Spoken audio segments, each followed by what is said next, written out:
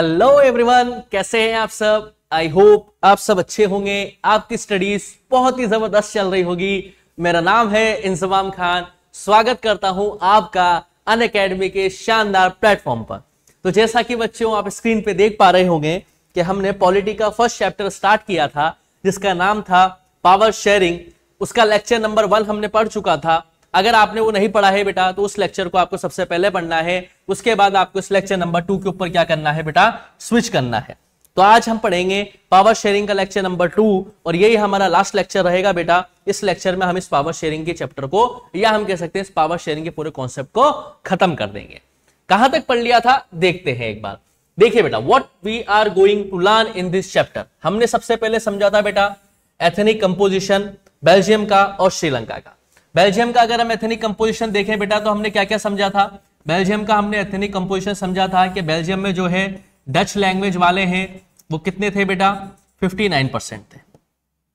French language वाले जो थे बेटा, यानी कि जो फ्रेंच लैंग्वेज का इस्तेमाल कर रहे हैं वो कितने थे बेटा, 40%।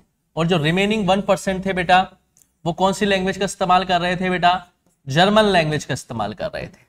ये हमने बेल्जियम के अंदर देखा था। और जब हम बेल्जियम की कैपिटल ब्रुसेल्स के बारे में बात करते हैं तो ब्रुसेल्स में कहानी कुछ और थी। क्या थी ब्रुसेल्स में कहानी? ब्रुसेल्स में क्या था, जो कंट्री के अंदर मेजोरिटी में है वो यहां पे क्या हो जाते हैं बेटा, माइनॉरिटी में हो जाते हैं। तो फ्रेंच आगे यहां पे और यहां पे डच लैंग्वेज वाले। तो कंट्री के अंदर डच जो थी बेटा वो मेजोरिटी लैंग्वेज में थी, यहां पे क्या हो गए थे बेटा, वो माइनॉरिटी में आ गए थे, यानी कि 20% ही रह गए थे। और फ्रेंच जो यहां पे क्या थे बेटा, माइनॉरिटी में थे, वो ब्रुसेल्स के अंदर क्या थे बेटा, मेजोरिटी में थे, 80%। ये हमने समझा था बेटा बेल्जियम का एथनिक कंपोजिशन, किस तरीके से फ्रेंच लैंग्वेज वाले जो रिच और पावरफुल कम्युनिटी थी उनको रिसोर्सेज का फायदा पहले मिल रहा था और डच लैंग्वेज वालों को उनका फायदा नहीं मिल रहा था। और कहीं ना कहीं डच लैंग्वेज कम्युनिटी के दिल में जहर भर रहा था इस चीज के लिए कि उनको रिसोर्सेज और अपॉर्चुनिटीज का फायदा पहले क्यों नहीं मिल रहा है। उसके बाद हमने एथनिक कंपोजिशन देखा था बेटा किसका, श्रीलंका का। तो श्रीलंका का हमने एथनिक कंपोजिशन क्या समझा था बेटा, एक बार फटाफट से इसको रिवाइज कर लेते हैं। श्रीलंका में हमने देखा था बेटा कि सिन्हाला लैंग्वेज जो है उसको इस्तेमाल कर रहे हैं कितने परसेंट, 74%। 74% ही था क्या, गलत तो नहीं हूं ना मैं। चलिए, सिन्हाला लैंग्वेज कितने परसेंट लोग इस्तेमाल कर रहे थे, 74%। और तमिल लैंग्वेज कौन इस्तेमाल कर रहे थे बेटा, तमिल लैंग्वेज जो है बेटा 18% नेटिव्स थे जो वहां के इस्तेमाल कर रहे थे। और इन तमिल लैंग्वेज को भी हमने 2 पार्ट्स में डिवाइड करके समझा था। एक थे बेटा हमारे श्रीलंकन तमिल्स जो श्रीलंका के ही नेटिव सिटीजन्स थे, ये थे बेटा आपके 13%। और एक थे बेटा इंडियन तमिल्स जो कोलोनाइजेशन पीरियड के दौरान इंडिया से श्रीलंका में लाए गए थे प्लांटेशन का काम करने के लिए, वो थे बेटा आपके कौन, इंडियन तमिल्स। ये एथनिक कंपोजिशन था। और कुछ ऐसे भी थे बेटा जो दोनों लैंग्वेज का इस्तेमाल कर रहे थे, यानी कि सिन्हाला लैंग्वेज का भी कर रहे थे, साथ के साथ तमिल लैंग्वेज का इस्तेमाल भी कर रहे थे। ये थे 7% बेटा जो क्रिश्चियंस थे बेटा। कौन थे बेटा, क्रिश्चियंस थे बेटा। और ये कौन थे बेटा, तमिल वाले। तमिल वाले थे बेटा हिंदू भी थे इसमें कुछ, और इसमें कुछ मुस्लिम भी थे बेटा। और ये जो सिन्हाला लैंग्वेज वाले थे ये बुद्धिज्म रिलीजन को फॉलो करते थे बेटा। बुद्ध रिलीजन को क्या करते थे बेटा, ये फॉलो करते थे, जो बाबा साहेब अंबेडकर का भी लास्ट में रिलीजन था। बाबा साहेब ने अपना धर्म परिवर्तन किया था जब उन्होंने बौद्ध रिलीजन को अपना लिया था। और 1% जो बच जाते हैं बेटा वो ट्राइबल्स आ जाते हैं। इस तरह का एथनिक कंपोजिशन हमने देखा था बेटा कहां पे, श्रीलंका के अंदर। यहां तक क्लियर है। उसके बाद हमने नेक्स्ट टॉपिक क्या पढ़ा था बेटा, मेजोरिटेरियनिज्म इन श्रीलंका। मेजोरिटेरियनिज्म एक ऐसी आइडियोलॉजी जिसमें मेजोरिटी ऑफ द पॉपुलेशन अपने लैंग्वेज, कल्चर, रूल्स और रेगुलेशंस को इंपोज करती है माइनॉरिटी कम्युनिटी के ऊपर, जिससे कि मेजोरिटी कम्युनिटी और माइनॉरिटी के बीच में क्या हो जाता है बेटा, डिस्प्यूट क्रिएट हो जाता है। 1956 में श्रीलंका ने सिन्हाला लैंग्वेज को ऑफिशियल लैंग्वेज घोषित किया। उसके बाद क्या हुआ बेटा, उसके बाद ये हुआ कि धीरे धीरे ऐसे प्रोविजंस करते गए जिससे कि तमिल लैंग्वेज अपने आप को एलियनेटेड फील करने लगे बेटा। उसके बाद धीरे धीरे इन दोनों कम्युनिटीज के बीच में टेंशन बढ़ने लगा और सिविल वॉर जैसी सिचुएशन हुई और काफी सारी कंट्री की इकोनॉमी को सेटबैक लगा, काफी सारे लोग मारे गए और काफी सारे लोगों को एक जगह से दूसरी जगह पे डिस्प्लेस होना पड़ा। तो श्रीलंका ने पावर को शेयर नहीं किया और पावर को शेयर नहीं करने की वजह से श्रीलंका की इकोनॉमी ने बहुत ही ज्यादा क्या किया बेटा, सफर किया। यहां तक हमने लेक्चर नंबर 1 में पढ़ लिया था। अब हम पढ़ेंगे बेटा हमारा लेक्चर नंबर 2 जिसका नाम है, मतलब जिस टॉपिक में हम पढ़ने वाले हैं, ये 3 टॉपिक हम पढ़ने वाले हैं। Accommodation in Belgium, why power sharing is desirable and the forms of power sharing. Clear बेटा? चलिए, अकोमोडेशन इन बेल्जियम, ये टॉपिक हम समझते हैं।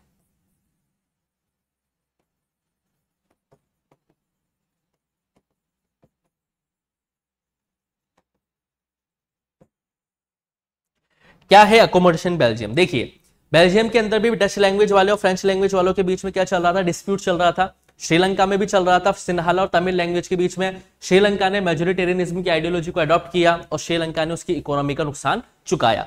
लेकिन बेल्जियम के जो पॉलिटिकल लीडर्स थे वो होशियार थे, समझदार थे। वो जानते थे कि अगर डिसीजन मेकिंग पावर किसी एक पर्टिकुलर लैंग्वेज के हाथ में दे दी गई तो सिविल वॉर जैसी सिचुएशन बेल्जियम में भी बन जाएगी। तो बेल्जियम के जो लीडर्स थे बेटा, उन्होंने बेल्जियम के संविधान के अंदर 4 इंपॉर्टेंट अमेंडमेंट्स किए बेटा। क्या किए बेटा? 4 इंपॉर्टेंट अमेंडमेंट्स किए बेटा बेल्जियम के संविधान निर्माताओं ने। और कब से कब तक किए बेटा? 1970 से लेकर 1993 तक बेटा बेल्जियम के पॉलिटिकल लीडर्स ने बेल्जियम की कंट्री की इकोनॉमी को बेहतरीन बनाने के लिए 4 कॉन्स्टिट्यूशनल अमेंडमेंट्स किए। तो सर वो क्या क्या अमेंडमेंट्स थे, उसको एक एक करके बारीकी से हम समझ लेते हैं। पहला क्या अमेंडमेंट किया बेटा उन्होंने कि जो सेंट्रल गवर्नमेंट होगी, देखिए बेटा 2 तरह की गवर्नमेंट होती है। एक सेंट्रल गवर्नमेंट होती है जो कंट्री की गवर्नमेंट होती है, और एक स्टेट गवर्नमेंट होती है बेटा जो राज्य की सरकार होती है। तो जो सेंट्रल गवर्नमेंट थी, बेल्जियम के लीडर्स ने क्या किया बेटा कि जो सेंट्रल गवर्नमेंट होगी वो क्या करेगी, जो सेंट्रल गवर्नमेंट है बेटा उसके अंदर इन्होंने क्या किया कि डच लैंग्वेज वाले और फ्रेंच लैंग्वेज वालों के इक्वल मिनिस्टर्स डिवाइड कर दिए। क्या कर दिए बेटा? इक्वल मिनिस्टर्स डिवाइड कर दिए। यानी कि मान के चलते हैं कि अगर सेंट्रल गवर्नमेंट के अंदर 100 सीटें हैं तो इन 100 सीटों में 50 सीटें तो डच लैंग्वेज वालों को मिलेगी और 50 सीटें फ्रेंच लैंग्वेज वालों को मिलेगी। ये लो हो गई प्रॉब्लम सॉल्व। अब कर लो लड़ाई झगड़े।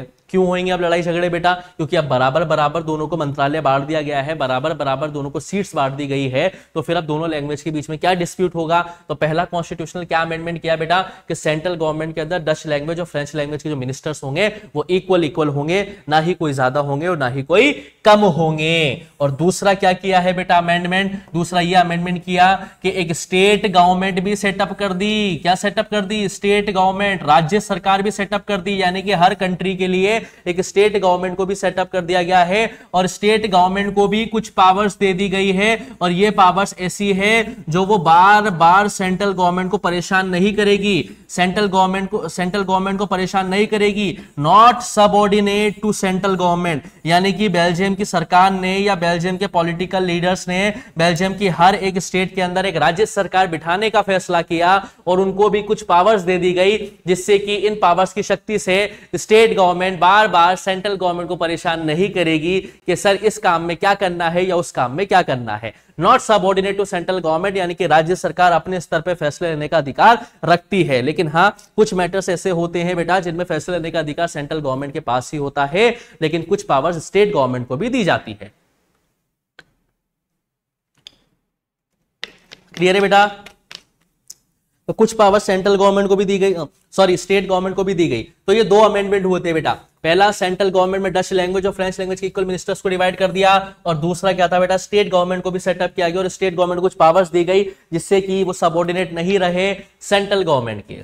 और कौन कौन से 2 अमेंडमेंट किए थे? तो तीसरे नंबर का अमेंडमेंट देखो बेटा कि जो ब्रुसेल्स है, ब्रुसेल्स क्या है बेटा? ब्रुसेल्स है बेल्जियम की राजधानी, कैपिटल। और ब्रुसेल्स में क्या था बेटा? जो पॉपुलेशन कंट्री के अंदर मेजोरिटी में थी वो ब्रुसेल्स में माइनॉरिटी में थी, और जो पॉपुलेशन कंट्री के अंदर माइनॉरिटी में थी वो ब्रुसेल्स के अंदर मेजोरिटी में थी। तो ब्रुसेल्स में भी विवाद होने की संभावना थी। तो ब्रुसेल्स में भी क्या किया बेटा? एक अलग से सेपरेट गवर्नमेंट बनाई गई। क्या बनाई गई बेटा? ब्रुसेल्स के अंदर एक अलग से सेपरेट गवर्नमेंट बनाई गई। उस सेपरेट गवर्नमेंट के अंदर भी same to same Dutch language और फ्रेंच लैंग्वेज वालों के बीच में इक्वल मिनिस्टर्स या इक्वल सीट्स को डिवाइड कर दिया गया, ताकि ब्रुसेल्स के अंदर भी कोई लड़ाई झगड़े ना हो। और अच्छा, ब्रुसेल्स ने ये बात क्यों मानी? ब्रुसेल्स ने इसलिए बात मानी क्योंकि सेंट्रल गवर्नमेंट के अंदर भी क्या हुआ था बेटा? सेंट्रल गवर्नमेंट के अंदर भी डच लैंग्वेज और फ्रेंच लैंग्वेज वालों को इक्वल मंत्रालय डिवाइड कर दिया गया था। इस वजह से ब्रुसेल्स के लोगों ने भी क्या किया बेटा? ब्रुसेल्स के अंदर भी पॉलिटिकल लीडर्स ने सेपरेट गवर्नमेंट बिठा दी, जिसमें डच लैंग्वेज वाले और फ्रेंच लैंग्वेज वाले को इक्वल मिनिस्ट्री डिवाइड कर दी गई। और चौथा कदम क्या उठाया बेटा ब्रुसेल्स के पॉलिटिकल लीडर्स ने? बहुत ही जबरदस्त कदम उठाया बेटा, एक कम्युनिटी गवर्नमेंट को भी सेटअप कर दिया गया। किसको सेटअप कर दिया बेटा? कम्युनिटी गवर्नमेंट को भी सेटअप कर दिया गया बेटा। कम्युनिटी गवर्नमेंट क्या होती है? मतलब डच लैंग्वेज वालों के भी अपने लीडर होंगे, फ्रेंच लैंग्वेज वालों के भी अपने पॉलिटिकल लीडर होंगे और जर्मन लैंग्वेज वालों के भी अपने पॉलिटिकल लीडर होंगे। अपने इंडिया की लैंग्वेज में कहे बेटा तो धर्मगुरु होते हैं ना बेटा। मतलब कम्युनिटी गवर्नमेंट ऐसी होती है कि डच लैंग्वेज के एक लीडर होंगे जो इनकी बात को सेंट्रल गवर्नमेंट तक पहुंचाएंगे, फ्रेंच गवर्नमेंट के कुछ लीडर होंगे जो उनकी बात को सेंट्रल गवर्नमेंट तक पहुंचाएंगे, और जर्मन लैंग्वेज के भी कुछ पॉलिटिकल लीडर होंगे जो उनकी बात को सेंट्रल गवर्नमेंट तक पहुंचाएंगे। मतलब हर एक लैंग्वेज को इंपॉर्टेंट रोल दिया गया, सबके बीच में पावर को इक्वली डिस्ट्रीब्यूट कर दिया गया, फेडरल सिस्टम ऑफ गवर्नमेंट बनाई गई बेल्जियम के पॉलिटिकल लीडर्स के जरिए, कम्युनिटी गवर्नमेंट को सेटअप किया गया, ब्रुसेल्स में अलग से सेपरेट गवर्नमेंट बिठाई गई, स्टेट गवर्नमेंट को सेटअप किया गया, सेंट्रल गवर्नमेंट में इक्वल मिनिस्टर्स को डिवाइड किया गया, और इस तरीके से बेल्जियम ने अपनी डूबती इकोनॉमी को ऊपर निकाला बेटा पावर शेयरिंग की मदद से। और पावर शेयरिंग का सबसे बेहतरीन एग्जाम्पल है आपका कौन सा बेटा? बेल्जियम। क्योंकि श्रीलंका ने पावर शेयर नहीं करी, श्रीलंका ने मेजोरिटेरियनिज्म का कॉन्सेप्ट अपनाया, लेकिन किसने अपनाया बेटा सबसे बेहतरीन कॉन्सेप्ट? बेल्जियम ने क्या किया बेटा? पावर को शेयर किया, और पावर को शेयर करने से उसे क्या हुआ बेटा? उसकी कंट्री बूम मारी और सभी को बराबर बराबर इक्वल उसने पावर दे दी। यानी कि Belgium is an example of power sharing, Belgium is an बेहतरीन example of power sharing. Clear है बेटा? समझ में आई चीजें बेटा आपको? चलिए, तो इस तरह से 4 अमेंडमेंट करके बेल्जियम ने अपनी डूबती नाव को बचा लिया और अपनी इकोनॉमी को बेहतरीन कर लिया। पढ़ लो बेटा इसको।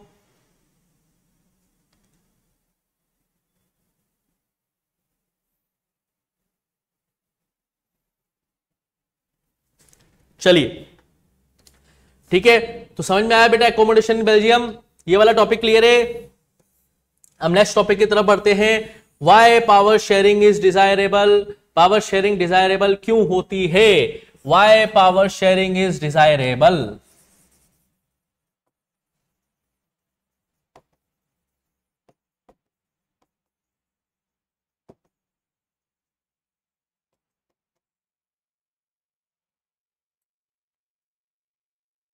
चलिए, why power sharing is desirable? Power sharing desirable या फायदेमंद क्यों है? इसके 2 कारण हैं। एक है बेटा prudential reason of why power sharing is desirable, और एक है बेटा आपका मोरल रीजन। कौन सा रीजन बेटा?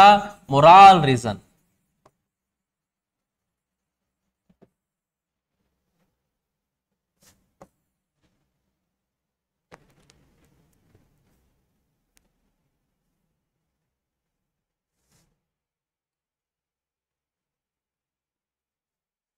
चलिए बेटा, प्रूडेंशियल रीजन और मोरल रीजन क्या है? देखिए बेटा, प्रूडेंशियल का मतलब वो होता है जो नफा नुकसान की बात करता है, प्रॉफिट लॉस की बात करता है, और मोरल मतलब वो होता है बेटा जो वैल्यूज की बात करते हैं। सुबह उठते उठते आप अपने पापा मम्मी के पैर छूते हो बेटा, उसमें कुछ प्रॉफिट एंड लॉस नहीं है, वो मोरल रीजन है, वैल्यूज की बात है। आप बड़ों को देखते नमस्कार करते हो, उसमें कोई प्रॉफिट लॉस नहीं है, वो कौन सा रीजन है बेटा? मोरल रीजन है, वैल्यूज है। तो पावर शेयरिंग डिजायरेबल क्यों होती है? इसके 2 कारण है, एक प्रूडेंशियल और एक मोरल। प्रूडेंशियल रीजन में क्या क्या आएंगे बेटा? It reduces the possibility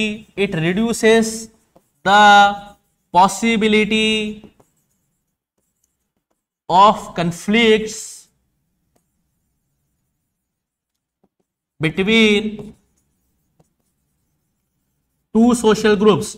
power को शेयर कर देने से 2 सोशल ग्रुप के बीच में जो कन्फ्लिक्ट होने की संभावना है वो रिड्यूस हो जाती है। और इसके सबसे बेस्ट एग्जांपल है बेटा कौन सा? बेल्जियम। बेल्जियम हमने देखा है ना बेटा अभी कि बेल्जियम के अंदर पावर को शेयर कर देने से किस तरीके से डच लैंग्वेज और फ्रेंच लैंग्वेज के बीच में जो डिस्प्यूट हो सकता था उसकी पॉसिबिलिटी रिड्यूस हो गई। ठीक है, दूसरा क्या है बेटा? It creates political stability. क्या होता है बेटा? पावर शेयरिंग से पॉलिटिकल स्टेबिलिटी बनी रहती है, यानी कि सरकार स्थिर रहती है। अगर पावर को शेयर नहीं करोगे तो पॉलिटिकल इनस्टेबिलिटी क्रिएट हो जाएगी, जैसे श्रीलंका में हुई थी या नहीं हुई थी बेटा? सिन्हाला लैंग्वेज मेजोरिटेरियनिज्म की आइडियोलॉजी को अपना रही थी और सिविल वॉर जैसी सिचुएशन हो गई और सरकार गिर गई। वैसे ही पावर शेयर कर देने से बेल्जियम के अंदर क्या हुआ?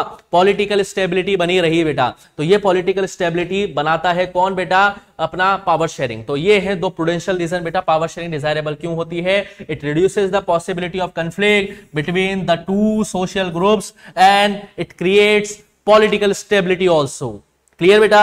अच्छा सर, अब हमें मोरल रीजन बनाओ, तो मोरल रीजन क्या होता है बेटा? Power sharing. डेमोक्रेटिक कंट्री के अंदर पावर शेयरिंग होती है क्या? बिल्कुल होती है। इंडिया के अंदर हो रही है क्या? बिल्कुल हो रही है। Power sharing is the very spirit of democracy. Democracy की आत्मा है, डेमोक्रेसी की जान है। कौन है बेटा जान? Power sharing. डेमोक्रेटिक कंट्री के अंदर पावर को शेयर किया जाता है। इंडिया के अंदर भी पावर को शेयर किया गया है स्टेट गवर्नमेंट और सेंट्रल गवर्नमेंट में। और लोकल गवर्नमेंट का कॉन्सेप्ट जो है वो 73rd और 74 कॉन्स्टिट्यूशनल अमेंडमेंट एक्ट के तहत आया था। 73rd बात करता है पंचायती राज को संवैधानिक दर्जा देने की, और 74 कॉन्स्टिट्यूशनल अमेंडमेंट एक्ट बात करता है म्युनिसिपल कॉर्पोरेशन को संवैधानिक दर्जा देने की। यह बात की गई थी बेटा क्योंकि पहले इंडिया के अंदर भी सेंट्रल गवर्नमेंट और स्टेट गवर्नमेंट ही सेटअप की गई थी, लेकिन फिर लोकल गवर्नमेंट की आवश्यकता भी लगी कि लोकल लेवल के मुद्दे लोकल गवर्नमेंट ज्यादा आसानी से संभाल पाएगी। इसी वजह से 73rd कॉन्स्टिट्यूशनल अमेंडमेंट एक्ट और 74 कॉन्स्टिट्यूशनल अमेंडमेंट एक्ट लाया गया। 73rd बात करता है पंचायती राज को संवैधानिक दर्जा देने की, और सबसे पहली पंचायत जो सेटअप की गई थी वो राजस्थान के नागौर जिले के बगदरी गांव में सेटअप की गई थी बेटा। और फिर 74 अमेंडमेंट के तहत म्युनिसिपल कॉर्पोरेशन को संवैधानिक दर्जा या हम कह सकते हैं कॉन्स्टिट्यूशनल स्टेटस दिया गया था। समझ में आई या नहीं आई बात बेटा आपको?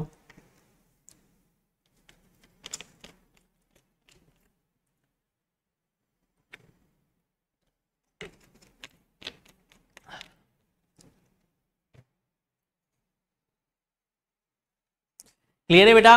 तो why power sharing is desirable, exam में सवाल बने तो ये दोनों रीजंस आपको डालने हैं बेटा, प्रूडेंशियल और मोरल रीजन। चलिए अब लास्ट टॉपिक की तरफ बढ़ते हैं। लास्ट टॉपिक हमारा क्या है? Forms of power sharing. किन किन तरीकों से हम पावर को शेयर कर सकते हैं, तो ये है हमारा आज का इस चैप्टर का last topic, forms of power sharing. ये किस किस तरीके से हम पावर को शेयर कर सकते हैं। एक डेमोक्रेटिक कंट्री के अंदर हम पावर को किस किस तरीके से शेयर कर सकते हैं, उसके फॉर्म्स हमें पढ़ने हैं, उसके टाइप्स हमें पढ़ने हैं। सबसे पहला जो यहां पे सबसे इंपॉर्टेंट आता है वो आता है बेटा हॉरिजॉन्टल डिस्ट्रीब्यूशन ऑफ पावर। कैसे कर सकते हैं बेटा हम पावर को शेयर? हॉरिजॉन्टली कर सकते हैं। Horizontal distribution of power, sir ये क्या होता है horizontal distribution of power?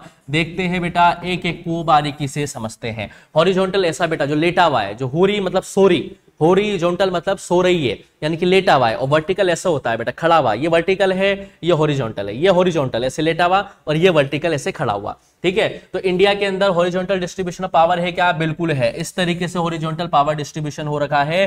3 organ है इंडिया गवर्नमेंट के अंदर, 3 ऑर्गन्स ऑफ गवर्नमेंट। पहला है बेटा कौन सा बेटा? आपका लेजिस्लेचर, यानी कि जिसे हम कहते हैं पार्लियामेंट, यानी कि जिसे हम हिंदी में कहते हैं सांसद।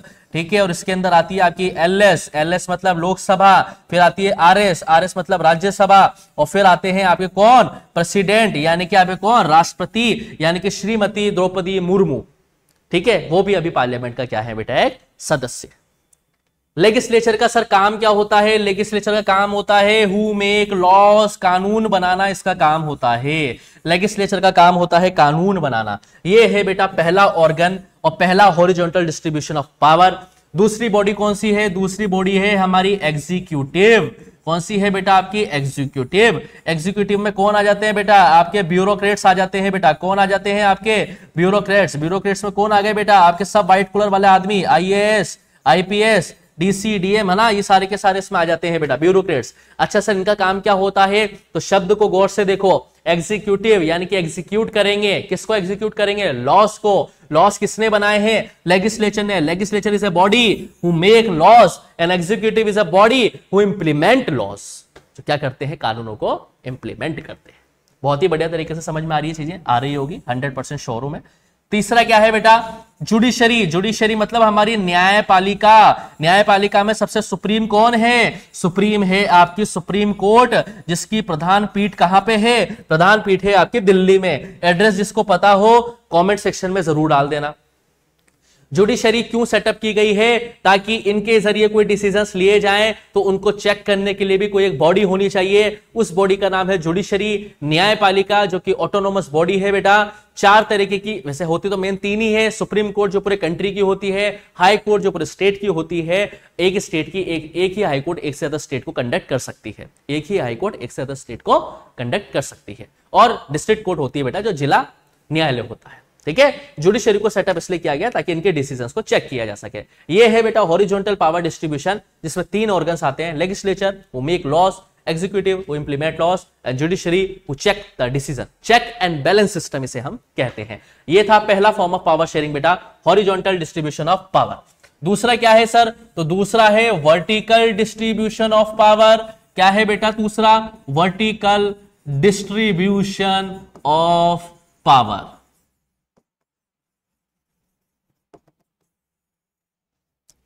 लिखो बेटा इसे, फिर समझते हैं आगे।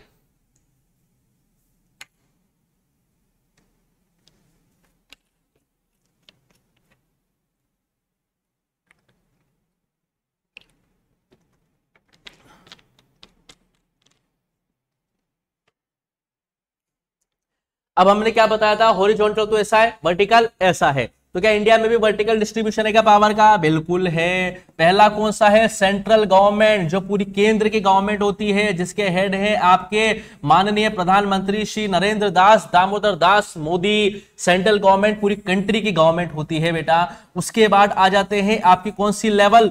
दूसरी लेवल जिसको हम बोलते हैं स्टेट गवर्नमेंट, और स्टेट गवर्नमेंट होती है राज्य सरकार। अगर राजस्थान, मेरे राज्य राजस्थान के कॉन्टेक्स्ट में बात करूं तो यहां पे स्टेट गवर्नमेंट के हेड कौन है? यहां के हैं श्रीमान चीफ मिनिस्टर कौन है? यहाँ के भजनलाल शर्मा जी। क्लियर है बेटा। और बाद में 73rd 74 अमेंडमेंट के बाद लोकल गवर्नमेंट का भी प्रोविजन आ गया था बेटा। लोकल गवर्नमेंट भी सेटअप की गई है बेटा। इसको भी वर्टिकल डिस्ट्रीब्यूशन पावर में कहा जाता है। ये भी 2 तरीके की होती है बेटा। एक होती है बेटा आपकी अर्बन, जिसे हम म्युनिसिपल कॉर्पोरेशन के नाम से भी जानते हैं, ये अर्बन लोकल गवर्नमेंट होती है बेटा। और एक रूरल गवर्नमेंट होती है बेटा, जिसे हम पंचायती राज के नाम से भी जानते हैं। किसके नाम से जानते हैं बेटा? पंचायती राज के नाम से भी जानते हैं। ये सारी की सारी वर्टिकल डिस्ट्रीब्यूशन ऑफ पावर है बेटा। इसे फेडरल गवर्नमेंट भी कहते हैं। सेंट्रल गवर्नमेंट के पास अपने कुछ अधिकार हैं बेटा, स्टेट गवर्नमेंट के पास अपने कुछ अधिकार होते हैं। इससे बार बार सेंट्रल गवर्नमेंट से परमिशन लेने की जरूरत नहीं है कुछ अधिकारों पर। जैसे यूनियन लिस्ट होती है, स्टेट लिस्ट होती है ना, वैसे यूनियन लिस्ट में 100 सब्जेक्ट्स आते हैं। उन 100 सब्जेक्ट्स के अंदर सेंट्रल गवर्नमेंट को कानून बनाने के लिए राज्य सरकार से परमिशन लेने की जरूरत नहीं है। और 61 सब्जेक्ट जो है स्टेट गवर्नमेंट के अंडर में आते हैं। इसके लिए कानून बनाने के लिए स्टेट गवर्नमेंट को सेंट्रल गवर्नमेंट से परमिशन लेने की जरूरत नहीं है। और लोकल गवर्नमेंट ऊपर से जो ऑर्डर आते जाते हैं उनको इंप्लीमेंट करने का काम करते हैं अर्बन एरियाज में और रूरल एरियाज में। तो ये क्या है बेटा? ये है आपका वर्टिकल डिस्ट्रीब्यूशन ऑफ पावर, जिसमें सेंट्रल गवर्नमेंट, स्टेट गवर्नमेंट और लोकल गवर्नमेंट को हम समझते हैं। क्लियर बेटा। थर्ड फॉर्म ऑफ गवर्नमेंट कौन सी है बेटा? तो थर्ड फॉर्म ऑफ गवर्नमेंट, जैसे कि हम बेल्जियम में पढ़ के आए हैं बेटा, कम्युनिटी गवर्नमेंट होती है बेटा। क्या होती है बेटा? Community government. यानी कि हमारे देश के अंदर या पावर शेयर का एक फॉर्म है कम्युनिटी गवर्नमेंट का, जिसमें हर एक कम्युनिटी को ऊपर उठाने के लिए कम्युनिटी गवर्नमेंट का भी सेटअप किया गया है। इसमें हम रिजर्वेशंस की भी बात करते हैं बेटा, कि किस तरीके से वुमेन्स को पंचायती राज में 33% का रिजर्वेशन मिला गया है। और लोकसभा इलेक्शंस में भी बात उठी थी, लेकिन अभी उन्हें रिजर्वेशन नहीं दिया गया है। वो शायद 2028 से 29 के इलेक्शन में उन पर बात करी जाएगी। तो कम्युनिटी गवर्नमेंट, जैसे हमने बेल्जियम में पढ़ा था कि हर एक कम्युनिटी का एक अपना लीडर होता है, जिसकी बात वो अपने ऊपर तक पहुंचाता है। वो कम्युनिटी गवर्नमेंट के जरिए भी हम क्या कर सकते हैं बेटा? पावर को शेयर कर सकते हैं। और चौथा क्या होता है बेटा? चौथा होता है आपका पॉलिटिकल पार्टीज, प्रेशर ग्रुप्स या मूवमेंट्स। यानी कि जो विपक्षी पॉलिटिकल पार्टीज होती है या जो प्रेशर ग्रुप्स होते हैं, जो यूनियंस होती है, जो सरकार के ऊपर दबाव बनाती है, और जो आंदोलनकारी होते हैं बेटा, वो भी फॉर्म्स ऑफ पावर शेयरिंग है।